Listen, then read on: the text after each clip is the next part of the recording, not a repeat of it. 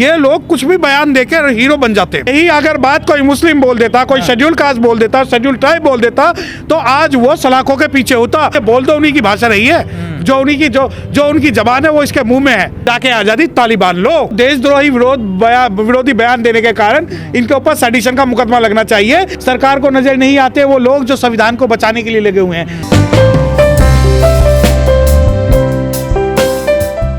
देखिए, अनपढ़ लोगों की जो भाषा है या उनके जो ज्ञान है उस पर जो है तर्क वितर्क करना एक बेमानी बात है। जब आप इस बात को कहते हो कि भीख है और ये है, तो इस बात का उदाहरण है कि भारत के अंदर जो अच्छे मेंटल हॉस्पिटल नहीं है। अगर भारत के अंदर अच्छे वो मेंटल हॉस्पिटल होते तो शायद कुछ लोग ऐसे जो बयान देने से पहले अपना वहाँ पर जाके इलाज कराते। लेकिन सबको पता है कि सरकार जो चाहती है, सरकार ये चाहती है कि इस प्रकार के बयानबाजी हो और हम लोग इनके मुद्दे पे बात करें, और हम इनके मुद्दे पे बात करके हम जो हमारे जो मुख्य मुद्दे हैं उनसे भटक जाएं। और इन लोगों की जो लोग हैं जो इस प्रकार के देते हैं कि हमें ये है वो है, और 99 साल, पहली बात तो इनकी जो बेसिक एजुकेशन है ना उसमें सुधार होना चाहिए। आप ये देखिए कि ये लोग कुछ भी बयान देकर हीरो बन जाते हैं, जबकि कानून के अंदर अगर कोई व्यक्ति, ये कोई SC ST OBC या डिप्राइव्ड क्लास का या कोई मुस्लिम व्यक्ति होता तो उसके ऊपर ये देशद्रोह का चार्ज लगाकर उसे जेल में डाल देते और जेल में वो व्यक्ति सड़ता रहता। सर, आप मेंटल बता रहे हैं, पागल बता रहे हैं ना, तो पद्मश्री मिला। नहीं, मैंने ये कहा है कि भारत के अंदर अच्छे रिहेबिलिटेशन सेंटर और मेंटल हॉस्पिटलों की कमी है। अच्छे जो साइकेट्रिस्ट डॉक्टर हैं उनकी कमी है। मैं इनको पागल नहीं बता रहा हूँ, मैं तो इनका जो कुनबा है जिसके ऊपर इन्हें पद्मश्री मिलता है, जिसके ऊपर इन्हें सिक्योरिटी मिलती है, मैं उन सभी लोगों को टारगेट कर रहा हूँ, क्योंकि इनके लिए कोई राष्ट्रीय अवार्ड देना ऐसा ही है कि अंधा बाटे रेवड़ी अपने अपने को दे।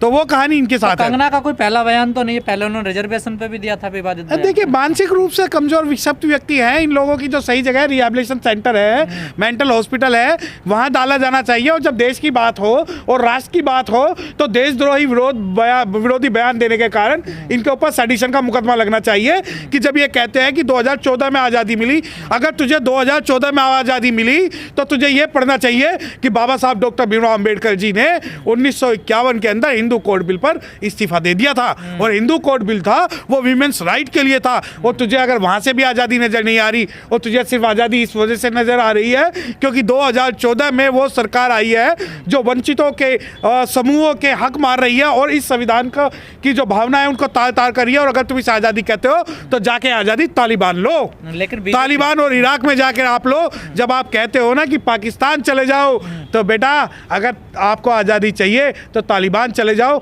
आपको असली जो आज़ादी आपको वहीं मिलेगी। बीजेपी की नेत्री रुचि पाठक, उन्होंने भी कहा था कि 99 साल के लीज पर हमें आज़ादी मिली हुई है। देखिए, ये जो मैंने क्या कहा कि ट्रांसफर ऑफ पावर एक्ट की जब ये बात करते हैं कि 99 साल की लीज मिली हुई है, अरे लीज तुम्हारे लिए लीज होगी, तुम लोगों के लिए लीज मिली होगी, परंतु हम तो भारत के मूल निवासी हैं, संविधान को मानने वाले लोग हैं। संविधान की प्रस्तावना का पहला शब्द जो वी से शुरू होता है, हम उस वी में इंक्लूड हैं, और हमारे पास जो आज़ादी है वो 99 साल की नहीं है। हमारे पास, हम इस भारत के शासक थे, हम इस भारत के शासक हैं, और ये भारत भूमि हमारी भूमि थी, भूमि है और भूमि रहेगी। हाँ, अगर आपको डाउट है कि 99 साल की लीज है तो आप जहाँ से आए हो आप वहाँ चले जाओ, परंतु जो भारत में रहने वाला है, भारत का मूल निवासी है, वो भारत की बात करेगा और इस प्रकार की बेतुकी बात करने से पहले 100 बार सोचेगा।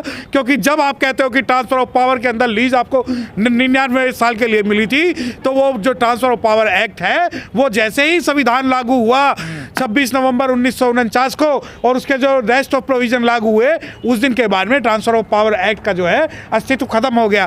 परंतु ये लोगों को भेजा हुआ है इनको कि ये भूख की बात ना करे, ये आरक्षण की बात ना करे, ये बेरोजगारी की बात ना करे, ये कत्लेआम की बात ना करे, ये ह्यूमन इंडेक्स की बात ना करे, और ये बात करे तो इनके जो उल्टे सीधे बात है उनकी बात करे। लेकिन सर, कंगना सच्चाई के लिए तो जानिए, कई बार तो उन्होंने बॉलीवुड के भी खुलासे किए हैं कि फिल्म पाने के लिए क्या क्या ना करना पड़ता है हीरो को। देखिए, बॉलीवुड की जो बात है, जो एक करते हैं, हमारे लिए ये एक यथार्थ की दुनिया है। आपने जो खुलासे किए होंगे अपने प्रोफेशन के किए होंगे, और उसी प्रोफेशन के जो टूल्स हैं उन्हें अपनाकर आप यहाँ तक पहुँचे होंगे।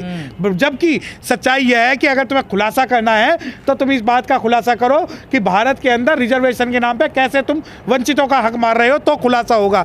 अगर तुम्हें खुलासा करना है तो इस बात का करो कि पूरी दुनिया के अंदर आपका ह्यूमन इंडेक्स कौन से लेवल पर है। अगर खुलासा करना है तो इस प्रकार करिए कि क्यों विश्व के अंदर जो है भारत की इकोनॉमी को और जो डिमोनेटाइजेशन, जो नोटबंदी हुई थी, उसे दुनिया के अंदर बड़ी विफलता के रूप में पढ़ाया जा रहा है। तो इस बात पे भी आप खुलासा करिए। तमाम लोग कह रहे हैं कि जो पद्म श्री मिला है कंगना को वो वापस होना चाहिए, उसे सरकार वापस करे। देखिए, सरकार की जो सरकार की नीयत है वो सरकार तो इनके अपने जो लोग हैं उन्हें ही देगी, क्योंकि सरकार को कोई भी वंचित समूह का कोई भी व्यक्ति नजर नहीं आता। सरकार को नजर नहीं आते वो लोग जो संविधान को बचाने के लिए लगे हुए हैं। सरकार को नजर नहीं आते वो लोग जो सड़कों पे बैठे हुए हैं। सरकार को नजर नहीं आते वो लोग जो अपने अधिकारों के लिए लड़ रहे हैं। परंतु सरकार को वो लोग नजर आते हैं जिनकी ये रहनुमाई करते हैं। जिस प्रकार आप इसका नाम ले रहे हो कि वापस लेना चाहिए, अरे पहली बात तो यह है कि इसे देना ही क्यों चाहिए था। वापस लेने की तो बात बहुत दूर की है।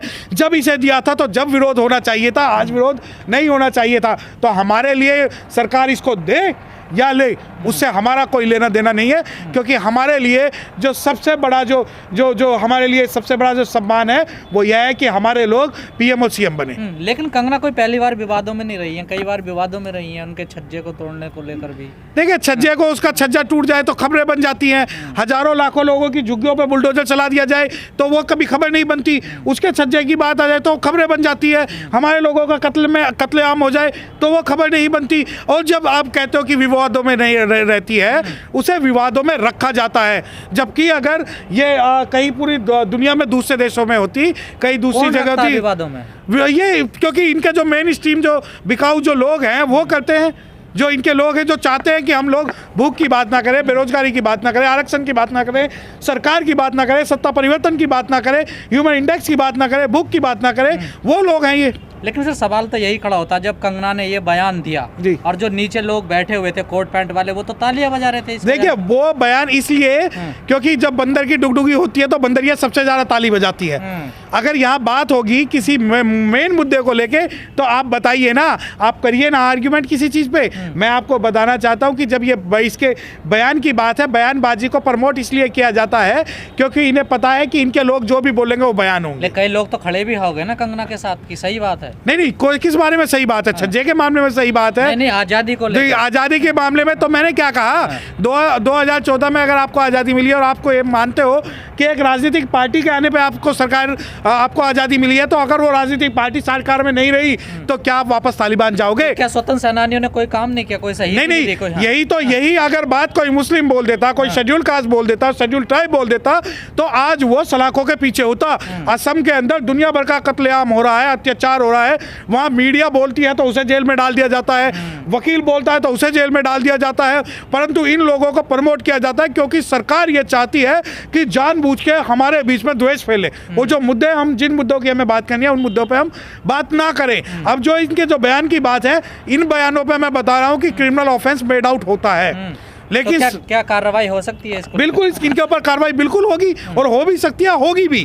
परंतु हमारे लिए मुद्दे जो हैं, इनकी बातों पे ध्यान देना नहीं। जब मैं गाड़ी में बैठ के जाता हूँ तो कुछ जो जानवर है वो चिल्लाते हैं, तो हम उनकी जिस प्रकार बात का जवाब नहीं देते, उसी प्रकार बहुजन समाज के लिए जो लड़ाई है वो सत्ता पाने के लिए इन लोगों से मुंह लगने की लड़ाई नहीं है। पर बीजेपी शांत है इस पूरे मामले पर? नहीं, बीजेपी को तो मजा आ रहा है ना। बीजेपी को तो मजा आ रहा है कि अगर मान लो इसे सैक्रिफाइस करने की बात होगी, सुल्ली में चढ़ाने की बात होगी, तो कंगना राणावत को चढ़ा देंगे। लेकिन ये बोल तो उन्हीं की भाषा रही है, जो उनकी जबान है वो इसके मुंह में है।